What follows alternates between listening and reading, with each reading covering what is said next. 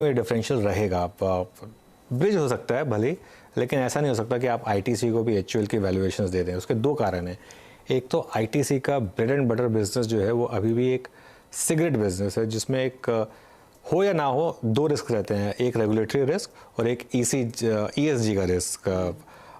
Liver में वो risk नहीं है। दूसरा, लीवर का जो मार्जिन प्रोफाइल है वो आईटीसी से काफ़ी बेटर है। वो जो मतलब आपको नंबर्स में भी दिख रहा है कि टॉप लाइन और बॉटम लाइन में जो फ़र्क है हिंदुस्तान यूनिलीवर और आईटीसी के। लेकिन आईटीसी क्या इस समय वही कर रहा है जो लीवर ने किया था 2003 से 2013 की अंडर परफॉर्मेंस के बाद, जब स्टॉक लगातार 150 से 300 रुपये के बीच में रहा एचयूएल, और उसके बाद सीधा 300 वाला स्टॉक 2500 पहुँच गया।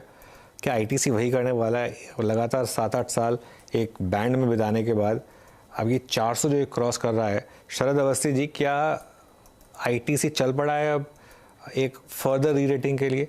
अगले 3 साल में क्या हम इसको 800-900 के भाव पे देख सकते हैं? 3 साल में 800-900 तो थोड़ा मुश्किल लगता है। बट मुझे लगता है इनका जो डीमर्जर है, अगर उससे रिलेटेड कोई अनाउंसमेंट आती है तो थोड़ी बहुत वैल्यू अनलॉकिंग इन्वेस्टर्स के लिए हो सकती है। और अब यहाँ से क्या है कि वैल्यूएशन जो ज्यादा मार्जिन ऑफ सेफ्टी थी आज से 2 साल 3 साल पहले, अब वो मार्जिन ऑफ सेफ्टी उतनी ज्यादा नहीं है। अगर आप हिस्टोरिकल मल्टीपल्स देखें तो लगभग इसी मल्टीपल्स के आसपास स्टॉक ट्रेड करता था 30-35 टाइम। तो मुझे लगता है वहां से ज्यादा स्कोप नहीं है। इमीडिएटली जो नंबर्स मैं देख रहा हूँ उस हिसाब से 450 550 तक के लक्ष्य पॉसिबल है। बट लॉन्ग टर्म में अब मुझे लगता है वैसी ग्रोथ की अब उम्मीद मत करिए कि 130 रुपए से जो 400 रुपए तक की जर्नी आई है, क्योंकि वहां वैल्यूएशन कंफर्ट बहुत ज्यादा था। अब उतना अट्रैक्टिव नहीं है वैल्यूएशन वाइज जैसा आज से 1.5-2 साल पहले था। तो यहाँ से आप नॉर्मल ट्रेजेक्टरी की ग्रोथ एक्सपेक्ट करिए 15-16% सालाना, तो वो ज्यादा सेंसिबल होगा। यहाँ से आगे लेकिन रफली क्या आप 400 के लेवल्स पर पैसा और कमिट करने के लिए तैयार है? क्योंकि इन्हीं लेवल्स का काफी समय से इंतजार था शरद, पर अब क्या पैसा लगे?